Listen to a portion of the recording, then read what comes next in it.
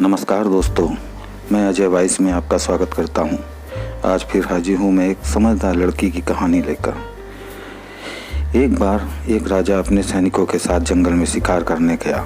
वहां एक हिरण का पीछा करते हुए वह अपने सैनिकों से दूर जंगल में पहुंच गया। राजा को बहुत प्यास लग रही थी। वो जंगल में दौड़ दौड़ कर पानी की तलाश करने लगा, जिस कारण वह थक गया और पसीना पसीना हो गया। अब उसको तुरंत पानी चाहिए था। तभी उसकी नज़र एक झोपड़ी पर पड़ी। वह राजा दौड़ते हुए उस झोंपड़ी की तरफ भागा। राजा को उम्मीद थी कि वहां उसे पीने के लिए पानी अवश्य मिलेगा। राजा ने देखा झोपड़ी के बाहर एक छोटी लड़की खेल रही थी।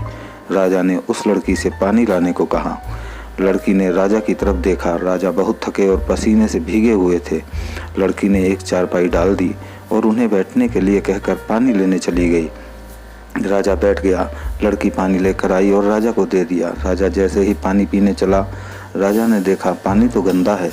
उसे बहुत गुस्सा आया और उसने लड़की से पूछा, तुम्हारे पिता कहाँ हैं? लड़की ने कहा, पिताजी मिट्टी को मिट्टी में मिलाने गए हैं। राजा ने कहा, तुमने मुझे गंदा पानी दिया है, जाओ और साफ पानी लेकर आओ। लड़की ने गिलास वापस ले लिया और दूसरा पानी लेने चली गई। तभी लड़की का पिता वापस आ गया और राजा को अपनी झोपड़ी में बैठे देखकर बोला, महाराज, आप मुझ गरीब की कुटिया में क्यों पधारे हैं? क्या मुझसे कोई गलती हो गई है? राजा ने कहा, नहीं। और फिर राजा ने उसे सारी बात बताई कि कैसे वो हिरण का पीछा करते हुए भटक गया और पानी की तलाश में इधर आ गया। यहाँ लड़की ने उसे गंदा पानी दिया और राजा ने पूछा, लड़की कह रही थी तुम मिट्टी को मिट्टी में मिलाने गए हो, इसका क्या मतलब है? तब लड़की के पिता ने कहा, महाराज, पड़ोस में एक बच्चे की मौत हो गई थी।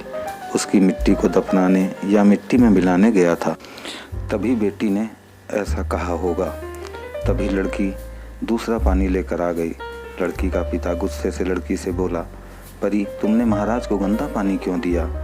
लड़की बोली, पिताजी, जब राजा साहब यहाँ आए थे तब राजा साहब गर्मी के कारण पसीना पसीना थे। यदि मैं उन्हें तुरंत पानी देती तो पानी से दिक्कत हो सकती थी और मैं उन्हें पानी देने से मना भी नहीं कर सकती थी। इसलिए मैंने उन्हें गंदा पानी दिया ताकि कुछ समय निकल जाए और राजा साहब का शरीर नॉर्मल हो जाए और फिर मैं उन्हें पानी पीने के लिए दूं ताकि उन्हें कोई नुकसान ना हो। लड़की की बात सुनकर राजा बहुत खुश हुआ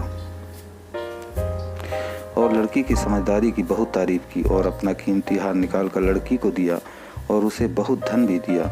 अब लड़की की समझदारी के कारण उनकी गरीबी दूर हो जाती है और अब वो लोग बहुत खुश हैं। तो दोस्तों, कहानी कैसी लगी? दोस्तों, आपसे निवेदन है कि यह कमेंट में ज़रूर बताएं कि कहानी में क्या गलतियां हैं और सब्सक्राइब ज़रूर कर लें ताकि मैं आपसे जुड़ जाऊं और अपनी गलतियों को सुधार सकूं। धन्यवाद दोस्तों।